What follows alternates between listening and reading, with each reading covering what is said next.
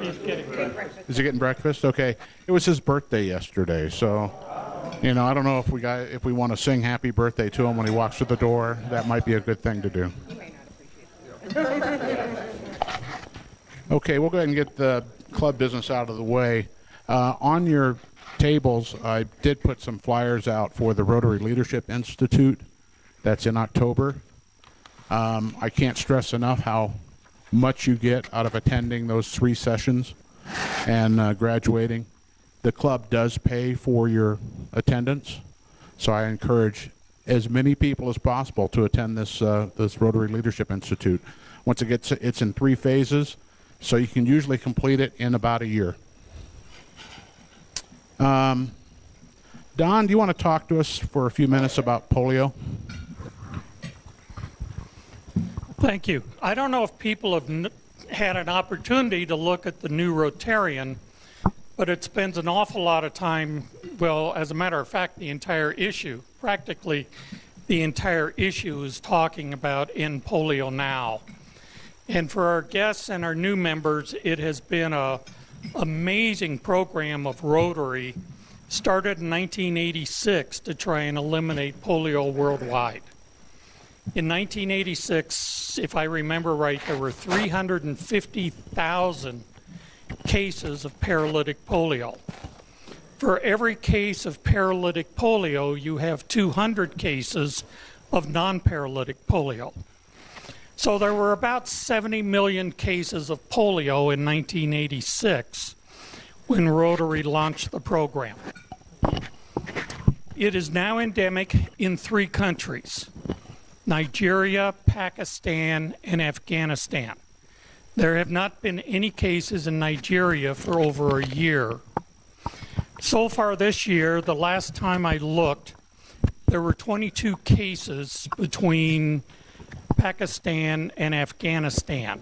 Unfortunately, at the same time of the year last year, we had 17 cases. So we're running 5 cases ahead of what we were last year. Polio is still, as we say, one airplane ride away. And Rotary still is working diligently to try and eliminate polio. We are still donating money to Polio Plus. The Bill and Melinda Gates Foundation has donated over $5 million in the effort. 500 million. I'm sorry. Thank you. Yeah. Dropped a decimal, a couple of decimals. And Rotarians themselves have donated over $1 billion personally. So they still need your help. Polio's still around, but it's a battle that we can win. Thank you. Thanks, Don.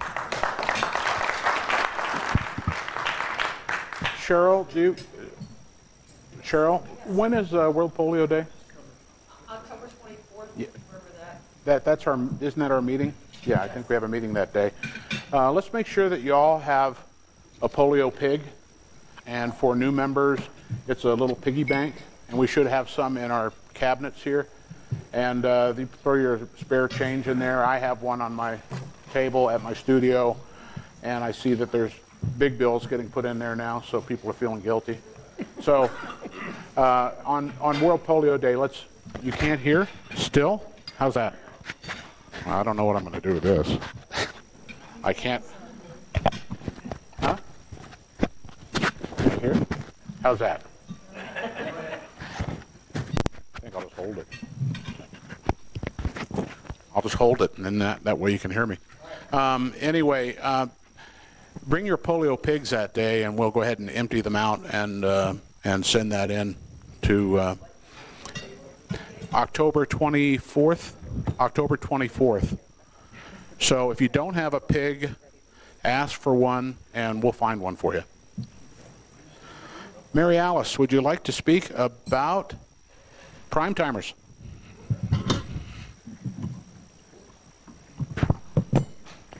We have a special event coming up tomorrow night. Jeannie put us in when she was at Maggie Smith's for a happy hour celebration, and she won. And so Primetimers is having our happy hour tomorrow night at Maggie Smith's, and we have free hors d'oeuvres if anybody's interested in coming. You still have to pay for your drink, whatever that may be, but you're welcome to come and join us. We have a big group coming. We're well over 20. I don't know how many exactly. So it should be a fun party, and you're all invited if you'd like to come join us. Thursday, not tomorrow.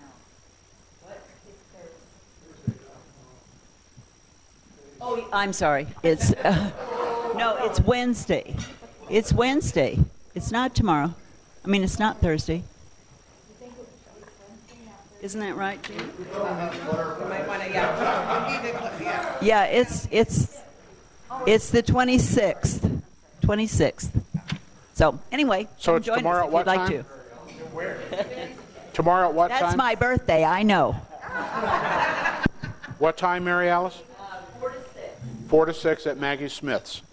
Great. See you on Friday. Okay, you guys, you guys know where Maggie Smith's is, right? Yeah. Have you been there? If you want to get there, Oh yeah. And, go to Peoria and Arapahoe and turn north, go down and go around the traffic circle to come back and turn in behind Chipotle's, isn't it? Has it's has on your Raphael right. got a big mouthful of food? Raphael? You got a big mouthful of food? Okay, everybody, let's go ahead and sing happy birthday to Raphael.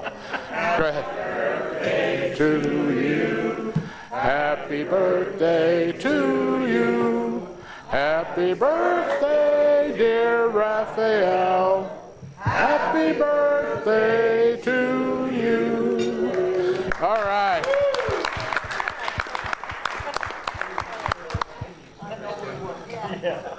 All right. Ann, would you like to speak about Meals on Wheels? Thank you. I was getting desperate today because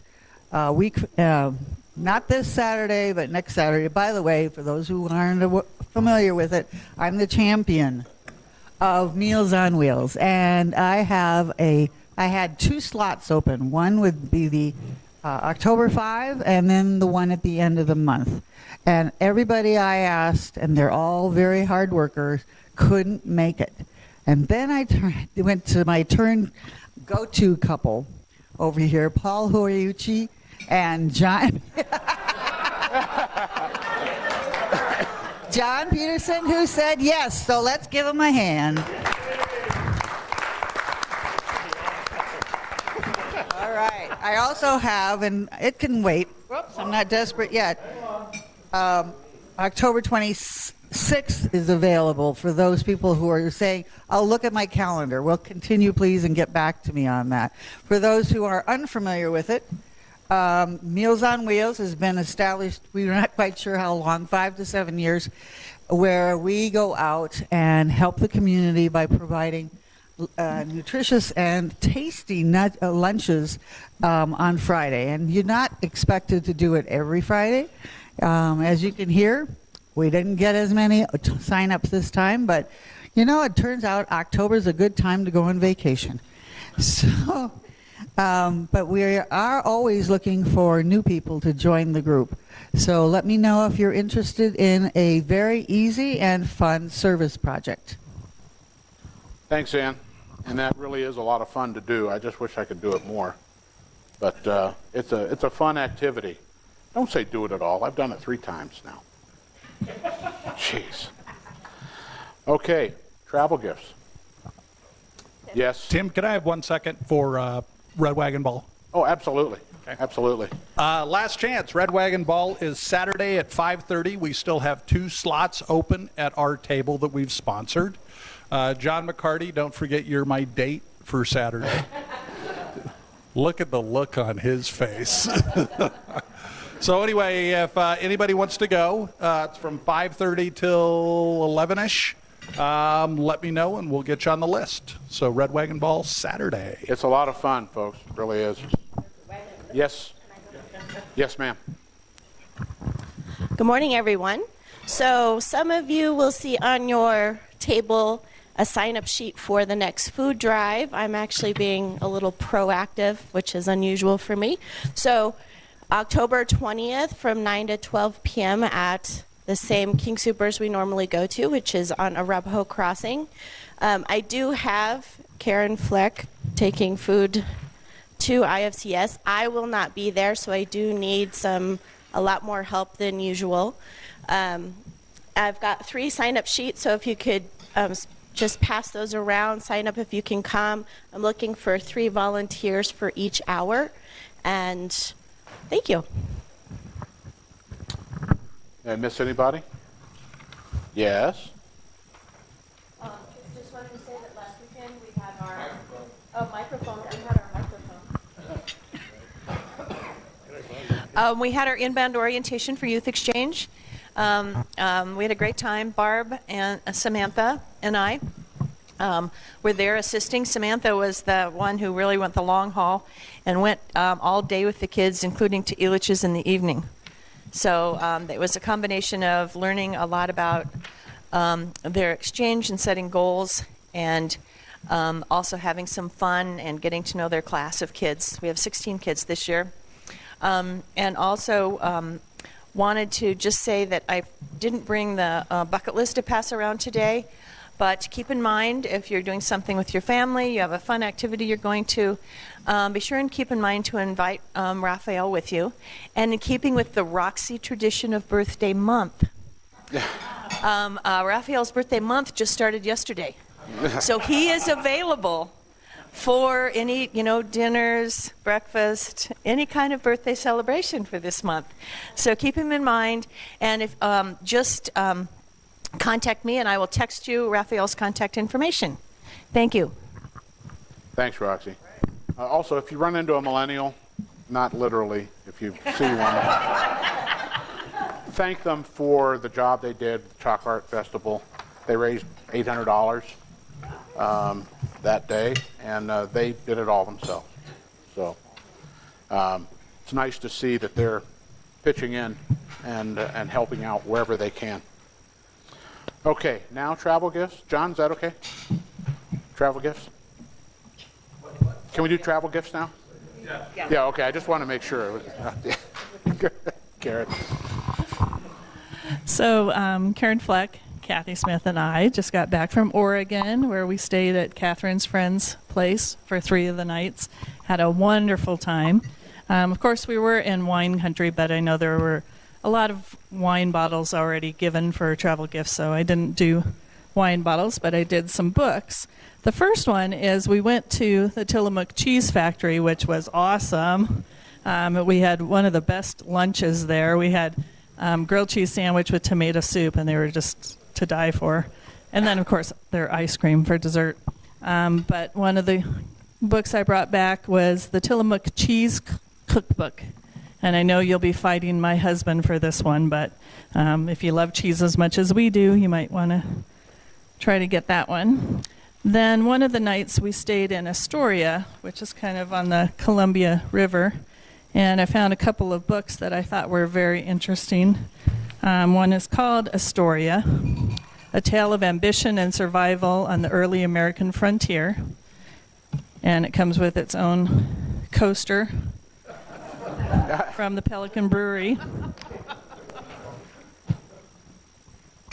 And then another one that I thought the ladies might specifically be interested in, and Kathy actually bought this for herself too. It's called Frontier Grit, The Unlikely True Stories of Daring Pioneer Women. So I thought that would be a really interesting book to read. So those are my gifts. Okay, yes, sir. Then I will. I didn't realize that she had one. I just wanted to Sorry. continue with the Oregon trip real quick. So again, I was on the same trip. We had a wonderful time. Thank you, Catherine. That was a great place. Hopefully I'll be sending other people here. So my travel gift was, this is something different I've never experienced before, but it's winter wine. I know it's wine, but anyway, it's wonderful. And what you do is, if you like mulled wine, all you got to do is put this in a pan with a little slice of orange. And for wintertime, it's absolutely the best. And Wait a minute. yes. Like that one. No, I want to do it like this. And then to go with your winter wine, we have homemade truffles from Oregon. That's for in the evening. And then we have hazelnuts to go with it. These are all Oregon products. Then in the morning, when you get up, we have coffee that has been aged in wine barrels, so it's got a little bit of a wine taste. And then Marionberries are the big thing, so we have Marionberry fruit spread in the morning. And then, of course, we have to have a couple coasters, but they're beautiful little coasters from Astoria, and they were hand done. So, and it's all in a bag. We went to the Lewis and Clark National Historic Park, something like that. Anyway, we had a great time, so that's my goodies. Thank you. Beautiful.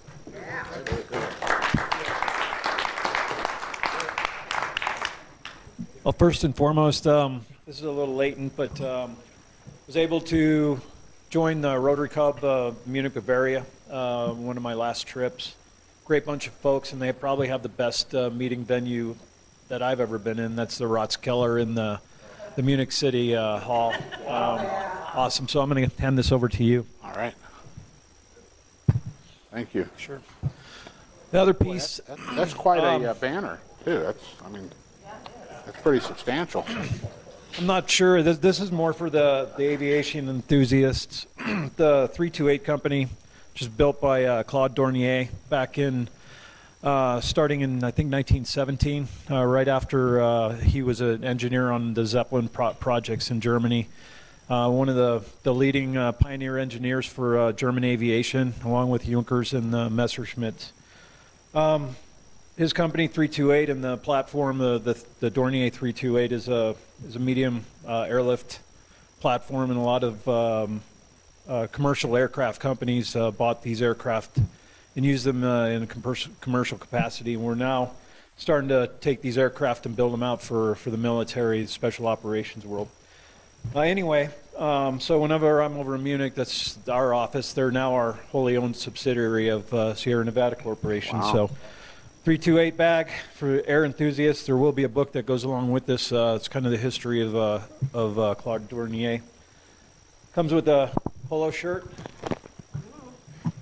a multimedia package for whenever you're traveling overseas, and then, of course, you can't go to meetings without getting a stack of coasters. So right by our company office on the west side of Munich is the Paulaner Brewery. Also, we're very close to Ondex, so any of you that are familiar with the Ondex Brewery and the Augustiner, the Order of Augustiner monks that have their cloister there and have been brewing beer for over 300 years, that's right there. And then a stack from the Ratskeller itself, too. All right. Kathy Fleck, please. Okay, sort of continuing on. I have actually back-to-back trips, one to Texas, or the trip to Oregon. Microphone. Oh, there.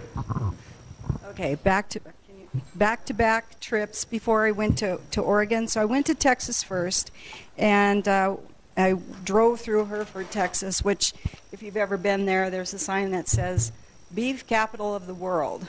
So at every truck stop, or every stop, you have beef jerky of every flavor. So I have an assortment in there of the beef jerky. And then once we got to Oregon, at the Tillamook factory, there was also more beef jerky.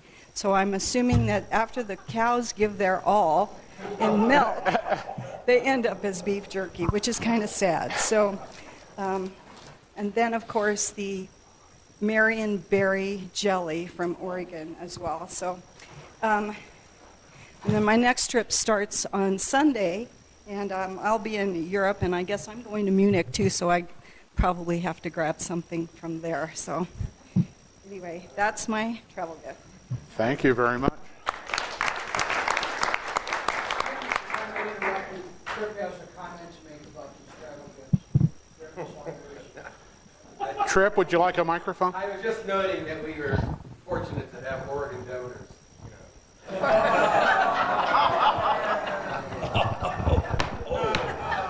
Ba-dum-bum. Yeah. I got a million. Yes, Don. Please rescue us from this.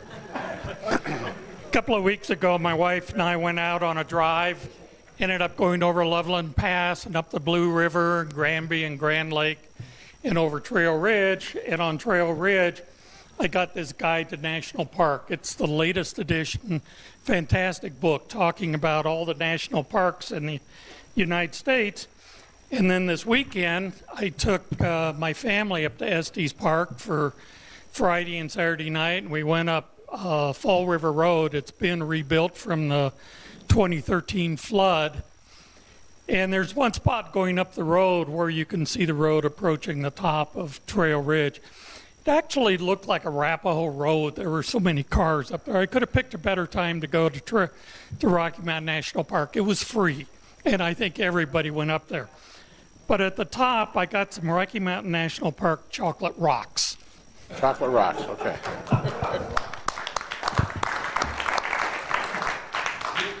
Okay, we do have a Student of the Month presentation to do today, so before we do Happy Bucks, I would like to introduce our Student of the Month chairperson, Samantha Rowe. Good morning. I'm going to invite Carmen and Drake to join me up at the front, please.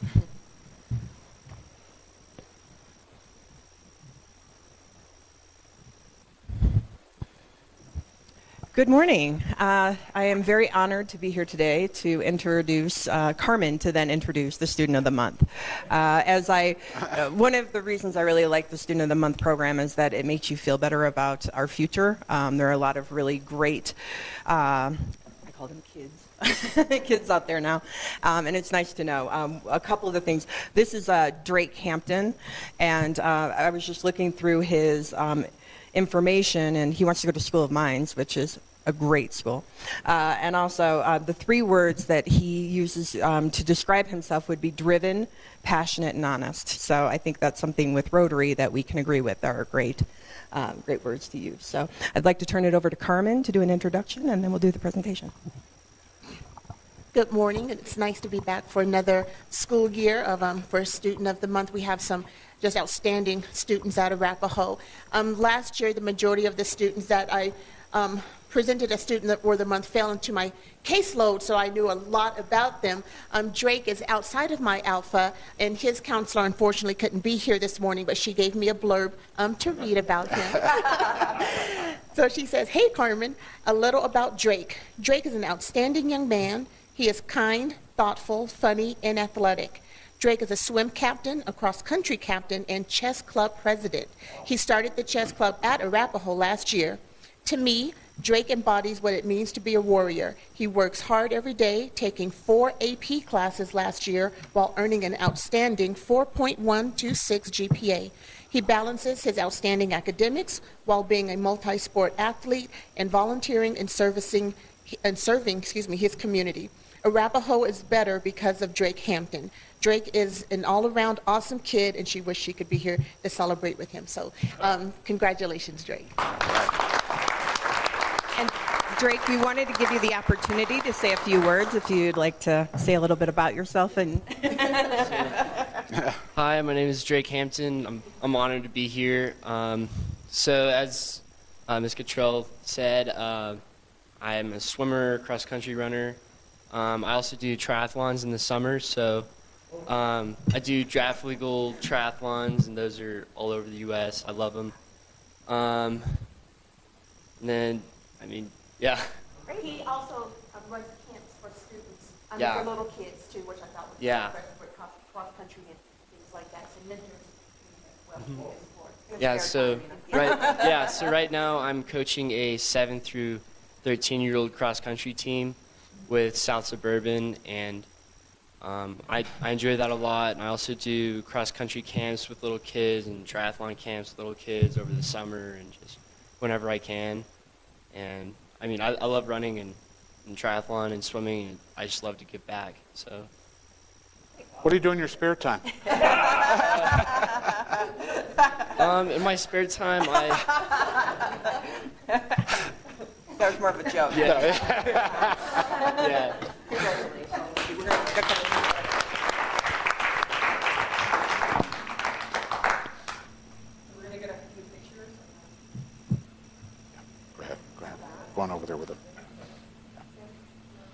I'll just stand back here. How's that sound? That's good.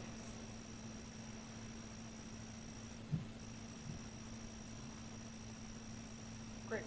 All right. Perfect. Congratulations, Greg.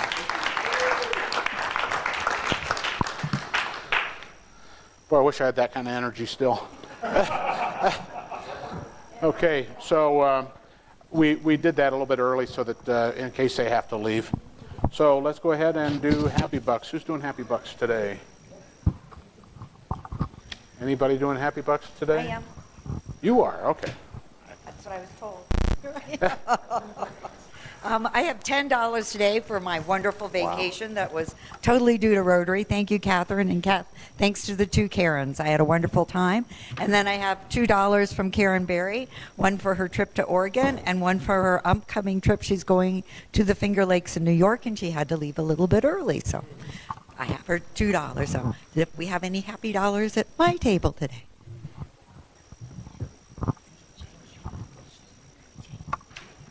I have one. I want to wish a happy birthday on my birthday to Primetimers who will be turning 2 that same day. This is for Mary Alice's birthday and for our Rockies. At least they're winning well, and we're going to hope they continue to win. Yay, go Rockies. Do we have IOUs this morning? We do somewhere. Yeah, I appreciate that. Actually, I have 2, one for Mary Alice's birthday and everybody else's birthday, I guess. I don't want to leave out anybody. And also for our speaker today, Kimberly, who with Prima Corporation and as mayor, we brought Prima in early on when we recognized that as far as the city of Centennial was going, we were not getting registrations of our businesses in Centennial. As a matter of fact, many of them were registered in Inglewood, Littleton, and Aurora, and our sales tax was going there. So we brought Prima in, and they have straightened it out and have been a great partner for the city of Centennial. It's nice to have Kimberly here, and Don Howell, who's a great guy who leads Prima. I wish he could come and speak to us at some point. So thank you for being here. Anybody else at this table? No? I see Roxy fishing for money over here. I have one happy buck because I had my birthday yesterday and I had a wonderful evening with my host family and I really enjoyed. All right. I have 2 happy bucks. One is for a really great weekend with Youth Exchange kids. We've got a really great class of kids this year. And the other one, it's Tuesday, and I'm happy I'm at Rotary. All right, I have 2. One is for a birthday, Raphael and Mary Alice. And the 2 is that over the weekend, I just can't help that I bought an airline ticket back to Shanghai for next month, just for a quick trip, about 1 week. It just can't resist the price. The round trip price is $485. Whoa. But then you got to fly for how many hours? Yeah, it's not any longer. The first one is a happy birthday to Raphael. And the second one is I had a really great opportunity a couple weeks ago with Raphael. We went to the Oakland Raiders game. It was hot. Oh, it was so hot. But anyway, you would be surprised how much this kid knows about the Denver Broncos, more than I do. And I thought I knew. But it was fun. It was really fun. And actually, if it wasn't for the heat, but it was bad, but the wind was even better. Oh, the second one. It was for Drake, but he's gone. Congratulations to Drake. I have a happy dollar. Last week I was able to go to the DTC Club and wrench $1,000 out of their treasury for the Puerto Rico trip.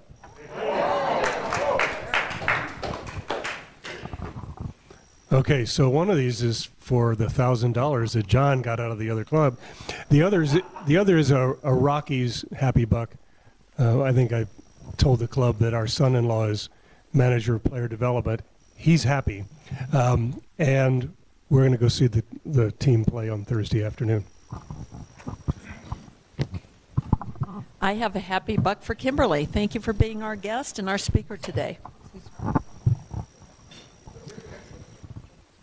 I have a happy buck. I had fun this weekend with the exchange students. It's always amazing to see these kids, and it's fun to help out with the committee. I have one. I like to use this happy buck to remind you to put it in your calendar. December 7th is our Christmas party. We are really stepping this thing up, and it's going to really, honestly require all of you guys to be there. Bring a friend and tell the other members of our Rotary that aren't here to put it in their calendar. It's going to be big. Go ahead, Charles. And this one's for a very happy birthday. Ariel? You just got that one in on time, Charlie. I have 3, and these are birthday happy bucks. Happy birthday, Mary Alice. Happy birthday, Raphael. And happy birthday to Primetimers. Good morning. I have 3 happy bucks, but I'm giving you 5 so you can keep 2 in the bank for me. So my first 2 are birthday happy bucks. Happy birthday, Raphael.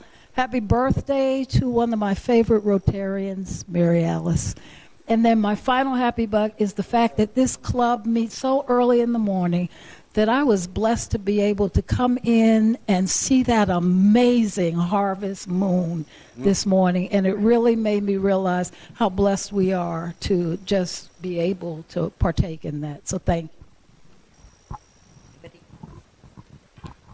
I have 4 happy bucks. Once again, thank you for having me out. I really appreciate it.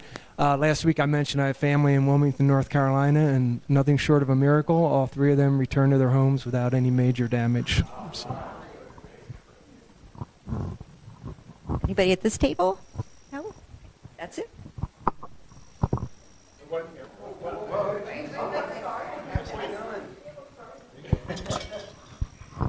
So I had 1 happy birthdays to all, and the other, I didn't realize how difficult it is to find speakers, but just yesterday I finally got the last speaker for October, and I'm so happy to be done with that.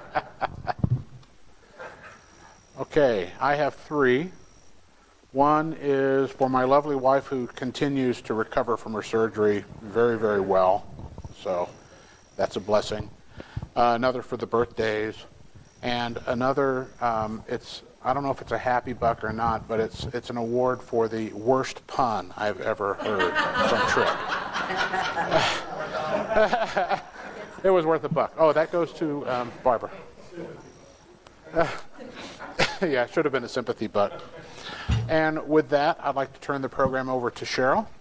Thank you. Well, I have to say I'm excited to have Kimberly Konzak with us today. And I want to also thank Kimberly and Prima for being one of our sponsors at the annual Centennial State of the City. And for the past 3 years, I've seen Prima on the bulletin or on the sponsor list that's handed out, and I was like, who in the world is Prima? And I was bound and determined to have Prima come in. It took a while to get them here, but I'm so glad we were able to have them. Prima stands for the Public Resource Management Alliance Corporation. That was started by Don and Sherry Howell, and that is Kimberly's parents. And her dad was in city management, starting out in Alabama, and then came up here eventually to Woodland Park, and then started Prima, which was to enable local governments to provide financial resources that assist municipalities in meeting increasing service and financial demands. Prima's primary focus is increasing local government revenues through delivery of efficient tax administration, tax compliance auditing, and discovery and recovery compliance programs. They have served in city and county governments in Colorado, Georgia, Alabama, and Tennessee. And their goal is not to be the biggest, but the best, with a genuine desire to improve communities by helping local governments fill in revenue gaps. And so Kimberly is the controller of Prima, and I'm so glad that she's able to be with us. Welcome.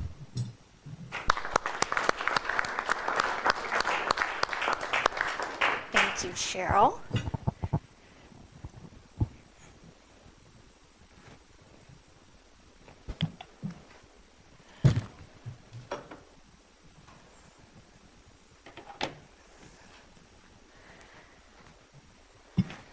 Good morning. Can everyone hear me okay?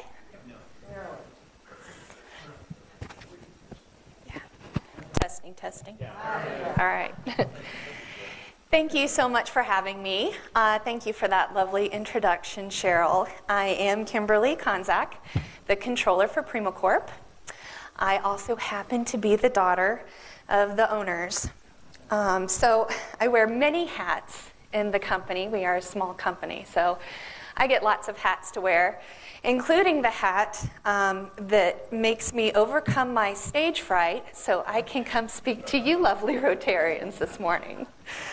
And by the way, thank you for everything that you do to our communities, for our communities, and for the world. I'm quite inspired in considering becoming a Rotarian myself.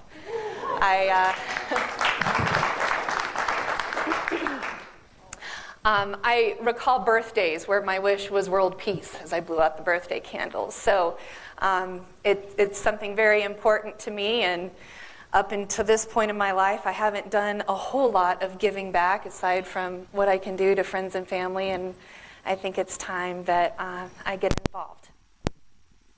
But for now, I am excited to share with you who Prima Corp is and what we do.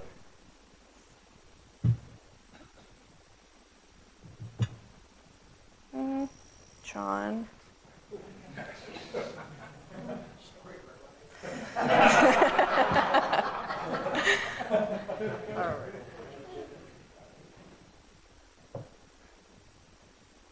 Oh, I just have to point it. Got it. For a second. Okay. So the genesis of Prima Corp. I remember growing up being so proud to be the daughter of a city manager.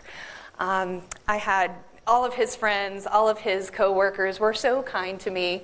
It was like he was vice president of the towns and cities in which he worked.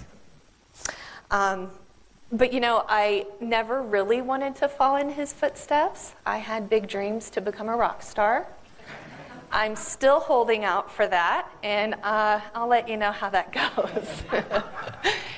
But for now, really, the apple doesn't fall from the tree, and I'm very proud to be a part of this company, this family business.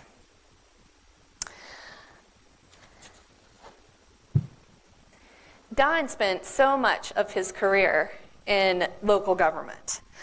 So he's intimately familiar with local government challenges, like balancing the budget, infrastructure costs, public safety costs, employee costs, benefits, pensions, wages, and then dealing with cuts in federal and state aid.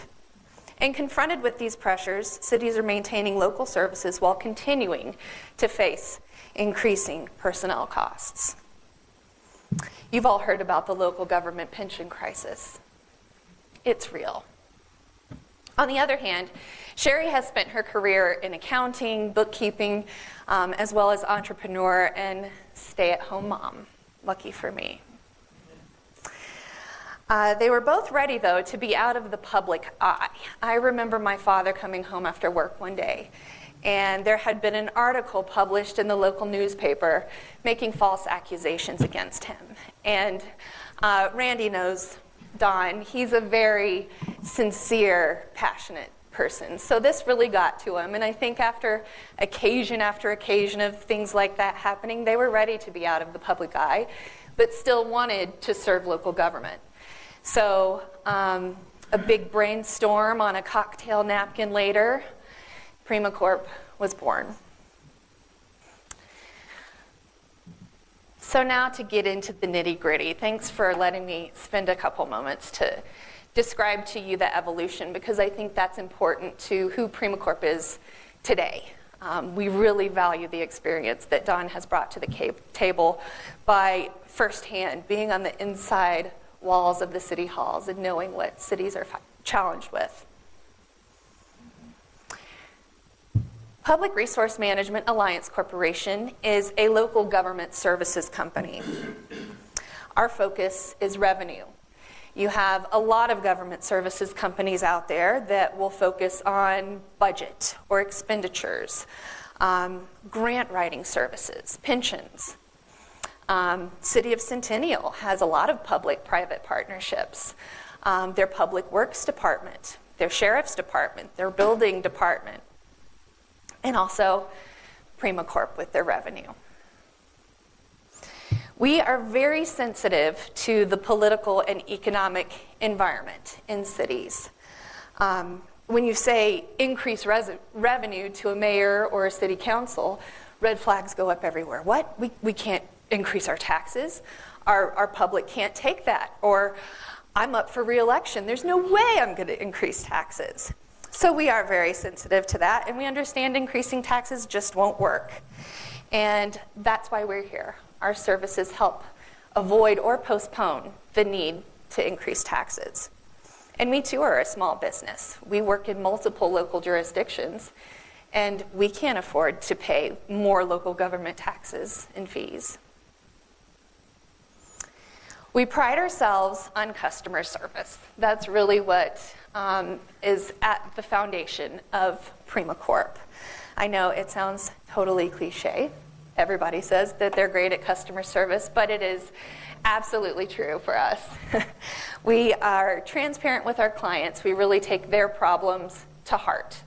And we operate under the main objectives of honesty and integrity. Our clients deserve excellent service, and so do their clients, which are ultimately the taxpayers.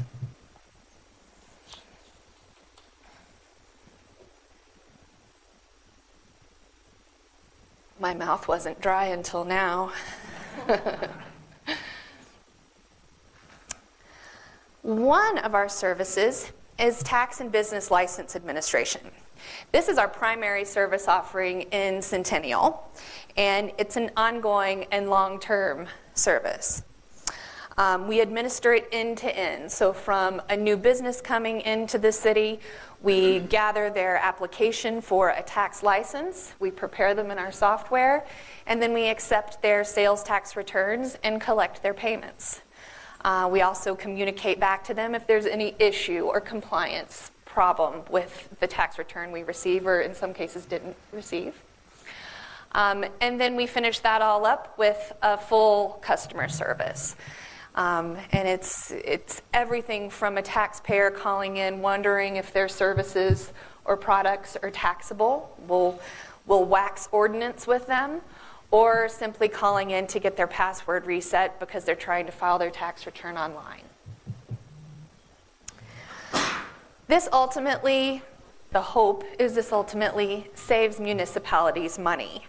It keeps cities from having to invest in expensive software where they have to configure tax rates, penalty and interest rates, where they have to have this database warehousing all of these taxpayer records for whatever the retention period may be.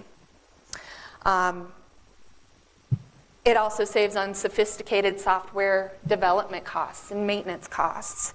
And beyond the software, it reduces overhead and infrastructure costs and keeps cities from having to hire additional staff to run this operation.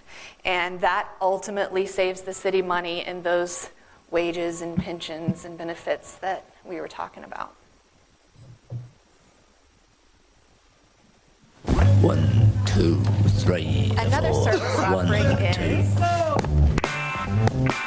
revenue recovery. Let me tell you how it will be. There's one for you, 19 for me. 'Cause I'm the tax man. Yeah, I'm the tax man.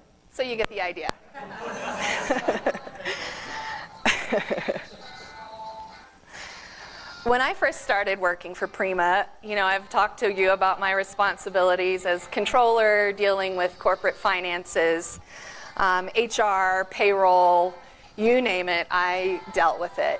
But I also was able to work on my first revenue discovery and compliance project. Revenue and discovery and compliance is basically where we go into a municipality and discover businesses that aren't in compliance with the local license code.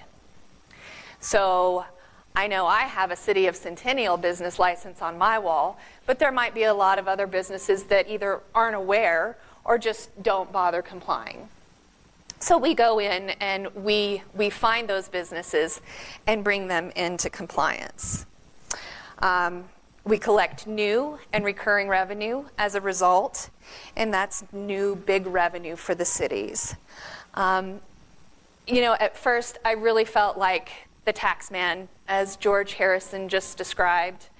But then I really soon realized that we are helping the bottom line for local municipalities to meet those demanding needs from their fire department, their police department, their public works department, their staffing requirements. And then I felt really good about it. The new revenue improves our communities. It establishes fairness. It's not quite fair when I have the business license on my wall, but my neighbor doesn't. Yet we share the same street and police and fire services and water and sewer. And it's a better life for our citizens. Some examples include a client that we had, and we helped bring in millions of dollars of new revenue into the city, and it helped them close big budget gaps. The other cities are able to buy a new fire truck, to hire more police officers, and to really help with that general fund relief. This is one of our more temporary services. We're usually in and out in about 6 to 18 months. And the fees that we charge for this service are contingent. So we base it on if we find this new revenue for you, we will take a percentage of that. Otherwise, we don't take anything. So it doesn't impact the budget and the expenditures set forth already. In many states, the business license fees are a main source of revenue for these cities. It will produce millions of dollars for their budgets, a contender to sales and use tax revenue.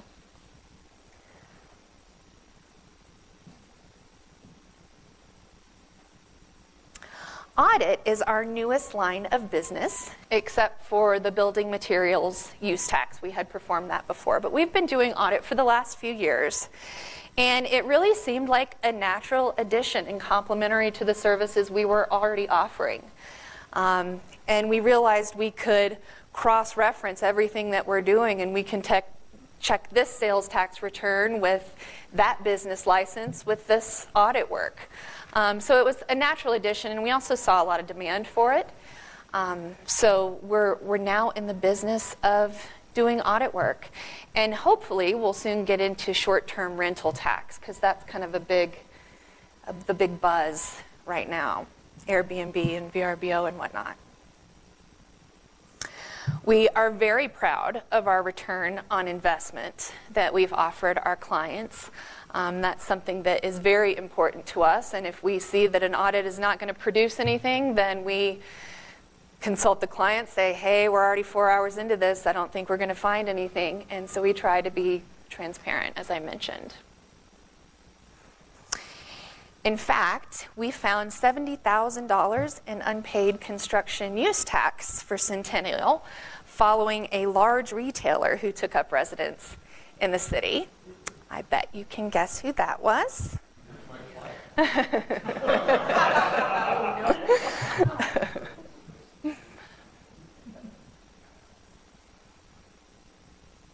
Another one of our service offerings is ordinance review and analysis. Cities don't have the time to dedicate those resources and the staff to reviewing their ordinance in deep dive detail. And turns out many ordinances are outdated. by decades. I'm working on one in Alabama, and you know that it's an old ordinance when their rate codes have movie store rentals as a business. And I think there might be a Blockbuster left in the country, I think in Alaska. One. So that just tells you how outdated these ordinances are and how in desperate need they are for a facelift. And as boring as this slide is, it's actually a pretty interesting task. So this one I'm working on in Alabama now, I'm really getting a feel for what this city is like. From the elderly woman that's making chitlins out of her home and selling them to a multi-million-dollar car manufacturing plant. It's really remarkable to see the diversity in all of the cities and towns across this country. And coincidentally, it does bring to light one of the Rotary's guiding principles is to recognize the worthiness of all useful occupations. Centennial's ordinance was the first that I read, and it's impressive compared to some. You all should feel very lucky to live in a city where the local government is so committed to its citizens and business community. And speaking of,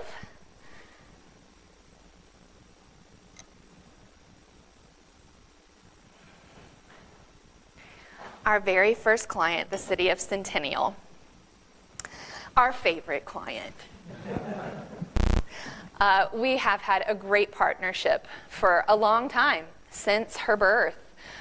Started out with contractor business licensing and did a field inventory, like Randy had mentioned, sales and use tax audits, BMUT reconciliation program. BMUT, you ask, that's building materials use tax. And frankly, I think it's my favorite acronym because it's really fun to say. And I guess we tax people just have to keep up the humor somehow. What's that? Is it? Will I get $1 for it? Okay. And then we come to the Sales and Use Tax and Business License Administration, which is our current contract with the City of Centennial. And here are some of 2017 statistics of all of the volume you can see that comes through our office. And with that relationship with Centennial, we really tried to provide a seamless experience for all of Centennial's taxpayers. We want to be an extension of the city, and we apply that to all of our interactions with taxpayers and city alike. We feel like one of them. And before today, how many of you knew we existed? Okay, a couple. Well, I rest my case. Yes. A few years ago, we added the service of new taxpayer on-site visits. And that has been one of the favorite parts of the job. It's really fun to get out of the office for one, but also get to meet new businesses coming into the community and have an opportunity to educate them. And it's been very well received by the new businesses. They receive a warm welcome from us. And then we also take the time to make sure they are set up on the right foot. Anything from going into their point of sale system and helping them program the appropriate use tax rate or sales tax rate, to just giving them general information about when to file, how to file, etc.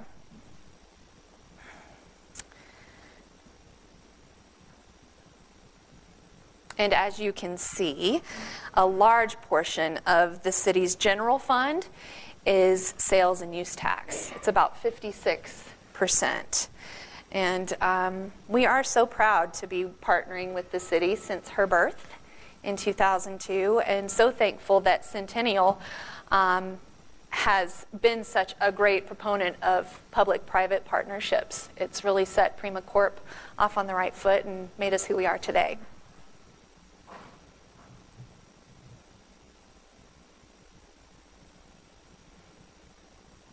So we now serve clients in Colorado, Alabama, and Georgia.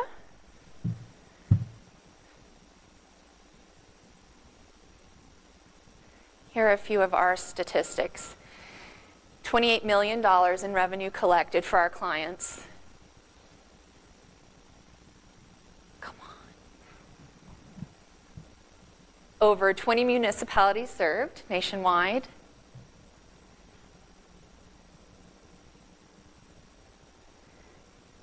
$3 million in revenue recovered through audit. And 12,000 non-compliant businesses discovered. Now, hopefully these numbers are impressive to you. We recently gave our website a facelift at the end of last year. And as we're putting these numbers out there, we're kind of comparing with our competitors' websites and realize that, oh gosh, they so far surpass us by 20 times over. Should we really be putting these numbers out there? And then kind of shook our heads, wait a minute, this is who we are. And we are proud of who we are. And we're not trying to be big and huge and compete with the big guys. We want to remain prima, where we are able to offer these customizable services and treat each city specific to what their goals are and accommodate them accordingly. So we put the numbers on our website, and putting the numbers here, we're proud of it. It's really invigorating to impact the communities in the way which we do, and I'm so passionate to be working for Prima Corp. Our visibility and reputation continue to grow, and I am just so excited and thrilled to be a part of it.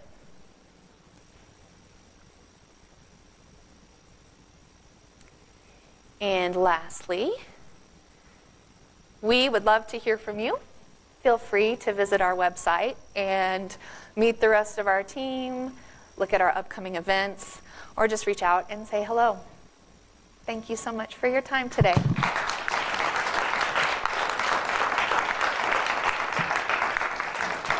So we do have a few minutes for questions. Do you have any questions?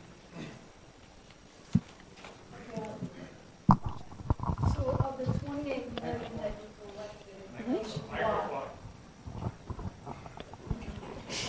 nationwide, of the 28 million that you collected nationwide for all of your clients, how much of that is attributable just to Centennial? So the 28 million collected is new business license revenue. We did a business license project for Centennial way back when, and I actually don't have that number for you. But the 28 million comes from, I'd mentioned how there's a lot of other states and cities where the business license revenue is more lucrative than it is in Colorado. Colorado regulates what those business license rates can be and kind of caps them out. So that is revenue that we have found in other cities. For example, Birmingham, Alabama, we found, I think we're around $8 million in revenue, and this is just businesses that needed to buy a business license. So the Centennial numbers right now are more tax-centric, and we're collecting that amount in sales tax from the retailers and whatnot in the city. Cheryl. I'm interested to know with this new, I think it's a new law here in Colorado, possibly that online sales and the collection of sales tax is going to be happening. How is Prima going about working on that collection? That's a great question, and it's a very complicated answer, and I will do my best. So the city has to buy into it. Cities have to buy into this new, I forget the term for it, but it's the big kind of pot of sales tax that can be collected. The state will collect, or the cities can collect. I'm rambling. I actually don't have the details for you, Cheryl. So because I'm the controller, my head stays out of it for the most part. But then I talk with my coworkers in the office, and they will tell me about what's going on, and I'll read about it and get really interested in it. But then I don't look at it again for a few weeks, and honestly, it escapes me. But as far as what Prima will do about it, I think right now we're kind of sitting back to see what happens. While we want to be proactive and develop kind of a new arm to be able to handle all of this, we also think it's important to stick with what we do, what we're good at, but also be able to change with the times. All right, well, one over here. As a business owner and as somebody who in general prefers small government rather than big government, it's kind of strange to listen to you because it feels like, oh my, this is almost like somebody who's working for, quote, quote, the enemy. At the same time, I recognize the necessity of government. In fact, I'm involved in a project in a place where there is no government really, and just trying to build a road, I realize this is going to be a very difficult circumstance with no government, no income available. But as I listen to you, for example, talking about the helping governments come up with updating their, I forget the term, their ordinances. Mm-hmm. Yes, I thought, do you ever suggest ways to maybe simplify, or maybe actually it would increase or it would improve the environment, the attitude of the citizens if you actually backed off in some? I'm just curious whether you ever do some Absolutely, of that. We do. In fact, the city I mentioned that I'm doing that ordinance review for now, they said we want it simple. We want our citizens and our business community to realize how it doesn't have to be so difficult. So that's actually a very important piece of it. And when we do those projects, we work with the city, we interview city staff to say, okay, well, which taxpayers are calling you and frustrated? Where do we need to fix this? So we work with the city staff, but then we do community outreach and public meetings to get feedback from them as to what needs to be the focus and what needs to be the real change. So that is definitely something we do. And it is important for me to bridge that gap between the business owners and the taxpayers and government. And I think that's where the customer service comes back in. We want to be friendly. We want to be helpful. We're not the enemy. Randy? This is actually a little bit in response to your question. And when we first hired Prima Corp, the reason we hired them, and they were a small company, and they were a really small company when we hired them, it was because of the customer service that they offered, and they were not the boot on the ground for businesses and saying, or boot on the neck, I should say, and saying, you got to do this.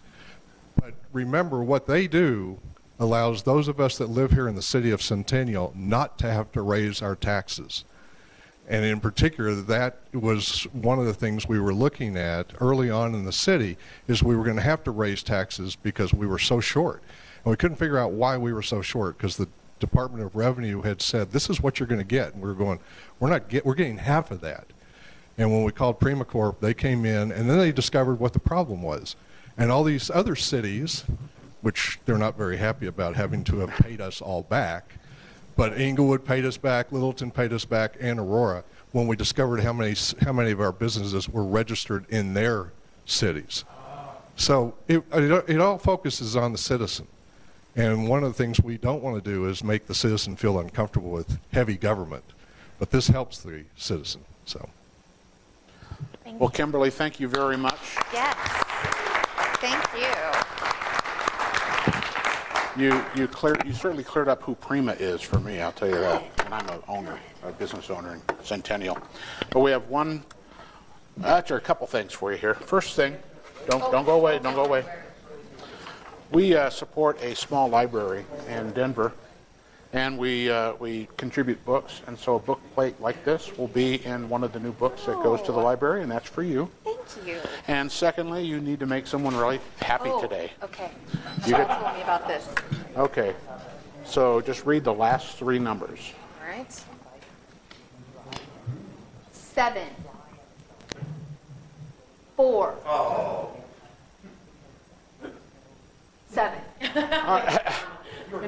7:47. You know, this is getting to be married. Wow. Whoa, I tell you, I don't know. I'm starting to wonder. I think the club is fortunate to have a person of such high integrity selling these tickets on a weekly basis. What's that marble I see in your pocket there? No. There we go. It's clear. It's also clear. All right. Congratulations. All right. Thank you, Kimberly. That really was interesting. Okay, if I can get you all to stand and join me in the things we think, say, and do. Is it the truth? Is it fair to all concerned? Will it build goodwill and better friendships? Will it be beneficial to all concerned? Go out and have a great day.